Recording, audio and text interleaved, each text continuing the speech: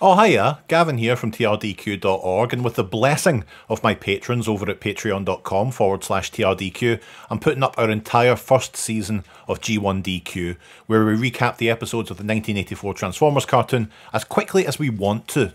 Okay? If you'd like to see Season 2 as it takes shape, please consider supporting the channel on Patreon. New videos every Friday. We really appreciate all the support we get. Right, on to the show!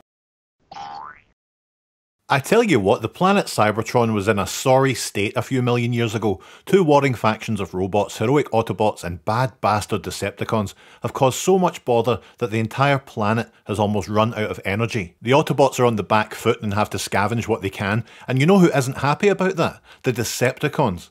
On the motorway back to their home of Iacon, Wheeljack and Bumblebee are attacked by a variety of enemy soldiers with inconsistent voice acting. Bumblebee takes a hit and manages to take refuge in Wheeljack's arse as the two escape. God, I love the G1 aesthetic, especially the Cybertronian designs. Entering Iacon, we see the two are being observed by Soundwave, who is disguised as a lamppost. Despite this, they still manage to be cool as fuck, which is a testament to the character. Soundwave sends Laserbeak to spy on the Autobots' conversation, learning that Autobot leader Optimus Prime is ready to launch a ship into space in search of energy. Soundwave relays this to his boss and best pal, Megatron, who says they have a ship of their own and it's ready to launch. Before they leave for space, Megatron leaves Shockwave to look after the planet, so no parties. Starscream steps in, saying that his time to lead the Decepticons will come, and I love this part where Megatron tells him it'll never happen, and Starscream looks at the screen like, can you believe this guy? The Autobots are ready to launch, but so are the Decepticons from their hidden launch pad around 200 metres away. In their much cooler ship's bridge, Megatron orders that the ship follow the Autobots. As if things weren't exciting enough, as soon as they leave Cybertron, two huge asteroids crash together right in the path of both ships. It seems unlikely, but alright. A huge meteor shower makes things difficult until the Autobots use their laser gun to carve a path that both ships can follow. It's then the Decepticons deploy their tractor beam and the iconic boarding chute. I tell you, the Autobots put up a much better fight here than they did when boarded in the Transformers the movie. I suppose there's a lot more of them here. But in the fight that ensues, both ships are sent careening towards an unknown planet, splitting off from each other, the Autobot ship crashing into a mountainside. And we're treated to this time lapse, showing 4 million years passing. That mountain is a volcano! Maybe? Well, it erupts anyway, causing the ship's computer to kick back into gear. I had to do something similar with my old Packard Bell. The ship sends out a drone to scan vehicles on the planet and use the Autobots' Wi-Fi to repair Skywarp, who in turn brings Megatron back online, and the rest of the Decepticons too. They leave the deactivated Autobots to stew in their own juices, but Starscream just can't let things lie, can he? He leaves with a parting shot, knocking down a ton of rubble onto the ship, bouncing Optimus Prime onto the repair beam, leading to probably my favourite moment in the entire series.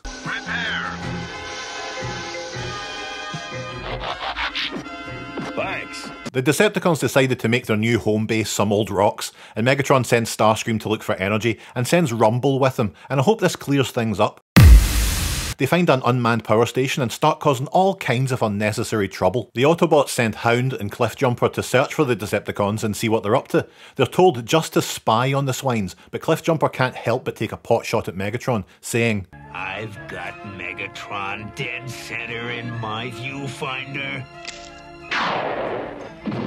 No you didn't. Megatron goes wild and orders Laserbeak to chase the two Autobots. They split up, but Laserbeak sends one of his lasers after Cliffjumper, and even as a kid, I didn't like this. It's like, oh, you can just do anything, I suppose. Okay. Anyway, Hound gets shot off a cliff, and it's amazing. Meanwhile, Thundercracker and Reflector notice a van rumbling across the barren wastes, with Reflector changing to his camera mode and printing out a picture of what they see. Unreal. They report this back to Megatron, who for some reason orders Ravage to go after the van and not, you know, Thundercracker and Reflector. But Ravage attacks the van, occupied by two construction workers who were sent to investigate what happened to the power station. This whole scene kind of shows that Ravage is about as useful as a peanut in a thunderstorm. We get a nice roll call of various Autobots and their transformations, and they're off to find the Decepticons. The Decepticons learn of an offshore oil rig and attempt to steal its energy. We see Soundwave create the empty Energon cubes from their chest, and it's always cool. But the Autobots fly into the rescue because they can do that, and a giant fight ensues. Megatron turns into his gun mode and proceeds to miss every single shot that he takes. I always love a face-to-face confrontation like this, but before it can be resolved, the Decepticons bugger off with their Energon cubes, but not before blasting the platform's supports, sending it all into the water. Igniting the oil, Megatron causes a health and safety hazard that Optimus is keen to set right. As he tries to help two trapped humans, we're left to wonder, is this the end of the Autobots? Bite. We open back in the water as poor Huffer has his arm trapped in some very flimsy looking metal supports, but Brawn comes to the rescue and they have a very cute moment together. Trailbreaker keeps the fire at bay with his force field and Wheeljack extinguishes it, which is probably the coolest Wheeljack has ever been. Optimus rescues the two trapped humans and is pulled to the remains of the rig by Jazz and his subspace grappling hook. The humans, Spike and his dad Sparkplug, introduce themselves and Optimus explains that the Autobots are from another planet and he helps them understand that by pointing up. We skip ahead later in the day as Spike takes some notes in his diary and Soundwave watches from afar, changing into his cassette player mode. Spike notices this and picks it up, immediately raising questions in the mind of every child in the world about how size and mass works in this universe. Having just picked up this seemingly innocent cassette player, Spike then puts it down immediately once he's inside and starts bothering Trailbreaker by asking quite personal questions about his body. Trailbreaker takes Spike to his pals and shows off a little. Hound transforms and shows his skills in creating holograms, and Mirage demonstrates how he can become invisible. But then Hound takes Spike for the ride of his life, while Soundwave transforms, sending Ravage into the Autobots' computer to download data on Earth's resources. A real jerk move. Upon returning, Spike finds Soundwave at work and evades a really clumsy bear claw attack from this robotic warrior with millions of years of combat experience and sets off an alarm. The Autobots show off their own combat ineptitude by allowing Soundwave to escape, but Ravage gets caught in their trap. Meanwhile, the Decepticons use their newly acquired data to plan an attack on Sherman Dam, causing a huge tidal wave to generate enough energy to conquer the universe. Honestly, they need to calm down. Later at the dam, the Decepticons attack, with Rumble doing his thing, the wee shite. He creates a tidal wave that increases the energy output of the dam enough that the Autobots' computer picks up the spike. Megatron enters the control center like an absolute don and starts throwing his weight around, ignorant to the Autobots' imminent arrival. The Decepticons start filling up Energon cubes, but the Autobots arrive. Spike and Hound investigate the cause of the tidal wave, with Hound putting on some kind of mask over his face before entering the water, again raising more questions than anything else. Hound and Rumble have a fight underwater, but that doesn't stop the danger of the tidal wave. Bumblebee and Ironhide team up to divert the water by using a laser cannon in a genuinely cool moment. Now, I'm always of the opinions that for the most part the Autobots shouldn't fly, and later on they can't, but this is still a cool image. The two factions fight inside the plant, with Optimus and Megatron having some nice back and forth. I guess it's less dramatic to have someone hanging off the edge of a cliff like this when you know they can fly. We see Starscream use a slingshot of some type to cause some trouble, blowing things up, causing even more problems by endangering the Energon cubes. Then we get it, the fucking best. Optimus and Megatron battle atop the dam using their energy weapons. Prime is quite the trash talker, look. Junk! That's what you are! Junk! There are fewer iconic moments in the entire franchise and I love it. But meanwhile, Hound and Rumble are still fighting underwater, but Rumble escapes, with Spike trying to take him down. When Rumble goes in for the kill, Optimus is distracted by the screams, Starscream testing out the merchandise by blowing up a rock. Megatron isn't happy that Starscream has wasted precious Energon and says they need to strike somewhere else to make up for it. The Decepticons make a move on the crystal mines of Burma, with a raid on the mine preceding a mission to acquire rocket fuel later on. However, the Autobots are doing some spying of their own, with Trailbreaker listening in, while Sparkplug and Spike share a Bovril. The lads are attacked by some no-name Seekers and have to call in for help, so Sideswipe and Sunstreaker show up to kick some heads in, which they indeed do. Spike takes time to reveal his kink. Man, that's hot! The Decepticons exploit the crystal mine with a ruthlessness that would make Elon Musk's family blush, while the Autobots arrive outside, sending Bumblebee and Sparkplug in to set off a bomb, collapsing the entire place around the Decepticons' heads, which seems a little bit brutal, but I suppose after untold years of war, your principles get a bit skewed. The two head inside and plant the bomb, but are captured by Skywarp and Thundercracker, who see through their strategy of running directly at them. Worried about how long it's all taking, Prime sends in Roller from his trailer, who makes R2-D2 noises as the bomb explodes. The place goes to hell, and Optimus absolutely eats shit. Cheerio.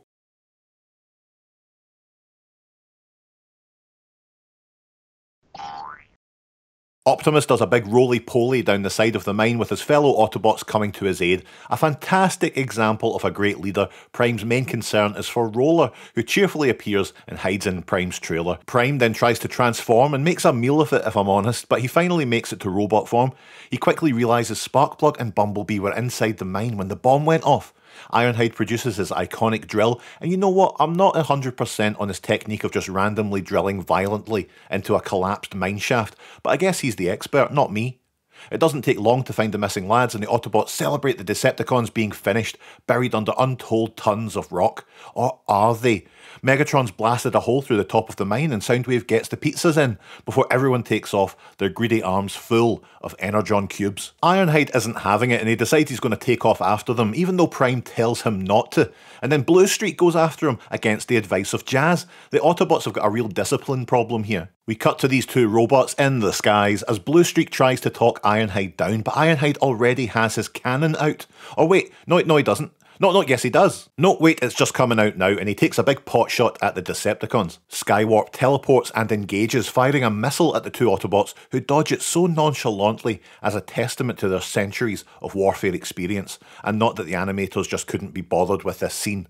Experienced or not, Skywarp proves to be too much for the duo as Ironhide eats crap and falls into a nearby lake. Now this may seem superfluous to the story, but it does give us some insight into Optimus's leadership style. Instead of quite rightly chewing Ironhide out, he gives some advice. Just remember, there's a thin line between being a hero and being a memory. Back at the Autobots base, Spike tells his dear diary that he thinks Optimus Prime would make a neat president, and I mean, I'll take it. Below, Hound and Mirage guard Ravage, who was captured last episode.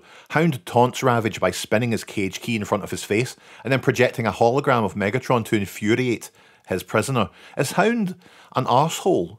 The two Autobots go back and forth on how good holograms are and how useful and believable they are, and after countless years of war, the Master of Holograms thinks of a military application for them. Hound tells Prime he wants to make a huge illusion, something to lure the Decepticons out, and Prime says he has an idea.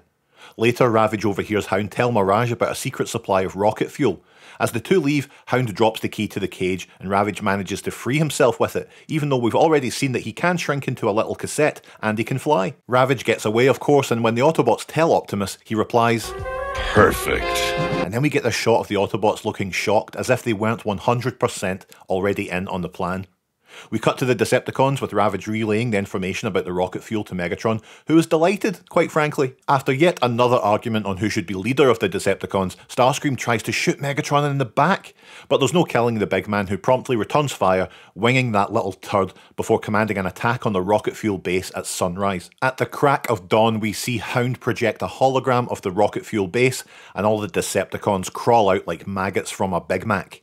For some reason, the Autobots have all decided to disguise themselves in scientists' white coats. I love this, the entire franchise being based on robots in disguise, and this was the best they could do. The Autobots lay waste to the Decepticons, and the plan is paying off, but soon they find out they are fighting decoys. Megatron takes a second to gloat that he knew Prime's plan all along, and that the real Decepticons are attacking the actual rocket fuel base before flying off, and who knows why he felt the need to relay this information in person. Meanwhile, the Decepticons ransack the base, and you have to wonder why the Autobots didn't immediately give chase, but no, they went back to their base and we get a nice montage of transformations, so that's nice. The Decepticon space cruiser is ready to take off, packed with Energon, bound for Cybertron, where these absolute pigs are going to take over the planet, and then the universe. But wait, the Autobots arrive just before launch, and wouldn't you know it, they all have a big fight. Hound really starts battering Rumble, a robot half his size, and I'm beginning to worry about Hound. Megatron and Prime have a nice little fight, and we get this beautiful over-the-shoulder throw, but the Decepticons manage to board their craft and take off, leading to an all-timer delivery here. Wasting only a little bit of time, Optimus takes Sideswipe's jetpack and makes for the Decepticon shuttle. We're saved! But the Decepticons fire a single shot and Prime gets knocked out of the sky. Fucking useless. Well, that's it I suppose. Decepticons have won. Episode's nearly over. There's just enough time for another scene in the Decepticon ship where Starscream once again tries to take out Megatron. But Autobot Mirage has boarded the ship while invisible, giving Megatron the distraction he needs to take Starscream down. Mirage causes all sorts of bother before jumping out of the crashing ship, which plummets into the sea. The Autobots celebrate, Prime once again declaring the Decepticons are finished, and Mirage falls from the sky with a parachute. Plans are made to head back to the Autobot base and repair the ship. Sparkplug and Spike say they want to visit Cybertron, and we get a nice epilogue where Spike tells his diary the governments of the world all came together to give Autobots the energy they need to leave Earth, and that's nice, isn't it? He also finishes off by saying he's glad we've seen the last of Megatron and his goon squad. But deep underwater, we see a bad bastard leave the Decepticon ship. It's hard to tell who it is, but I think it's safe to say that things aren't quite over for the Transformers just yet. Bye.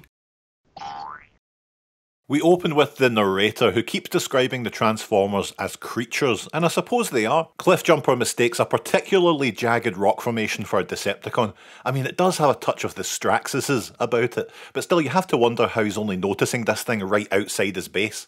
Optimus looks at the waters below, pondering whether they've seen the last of the Decepticons, and wouldn't you know it, we see the bad bastard's ship beneath the waves. The Decepticons are okay. By that I mean they're largely unharmed. I do not condone their evil ways. Back on Cybertron, Shockwave is in a bad way. Supplies of Energon cubes are running low. He contacts Megatron via FaceTime to break the bad news. I wonder if he's just been trying this every few minutes for the last 4 million years, or if this was just a lucky break. But he tells Megatron their new intergalactic transport system is nearly operational, and Megatron seems delighted. We cut to a solar power station, with one of the workers asking their colleague to turn down their cassette player. Oh my god, it's Soundwave, who transforms and releases Laserbeak as a prank. Soundwave takes control of the energy generators and calls in the other Decepticons who are waiting patiently outside. They start making Energon cubes, which is their way. Elsewhere, Jazz and Spike are joyriding around town, blaring music like a pair of idiots. Coming across a huge traffic jam and seeing people fleeing their buildings, something's amiss, so Jazz does a burly and heads home. Ah, the Decepticons have caused the city to lose power, so folk are panicking and leaving en masse. Optimus takes a break from Splatoon 3 and asks Teletran to scan local power stations. The Sky Spy takes a peek and sees Megatron causing all kinds of hassle. Megatron's alive! Prime laments that half of his usual forces are out on patrol and he has to rely on these shiters, but they all roll out. Attacking the Decepticons at the power station, Cliffjumper makes a valiant attempt to take out Megatron, but only Prime has the power to throw the Emperor of Destruction around like a wet tracksuit. Still, the Decepticons get the upper hand, with Ironhide taking a bullet for Prime as those pigs get away. Back at Autobot base, Ratchet and Sparkplug fix Ironhide up, with the remaining Autobots wondering how the Decepticons plan on getting their Energon cubes to Cybertron without a working spaceship, and it's a good point. Optimus sends Bumblebee and Spike to spy on the Decepticons, and they roll out as fast as you like. Shockwave's explaining their new space bridge to Megatron, saying the transporter will only have power for 11 minutes. No worries, you can do anything in 11 minutes. Still, they do a little test, sending a lot of rocks to Cybertron along with the test vehicle. Shockwave will be delighted with that, but nothing arrives on his end. Something's wrong. It's at this point that Bumblebee really shows how useless he is, by somehow managing to transform and slide all the way down into the Decepticons' test base. At this point he kinda deserves everything he gets. Starscream is ready to ice these fools, but Megatron stops him, saying they've just found their next space bridge test subjects. Megatron is about to send the duo to Cybertron and doesn't seem particularly interested in alerting Shockwave. He plans on sending over an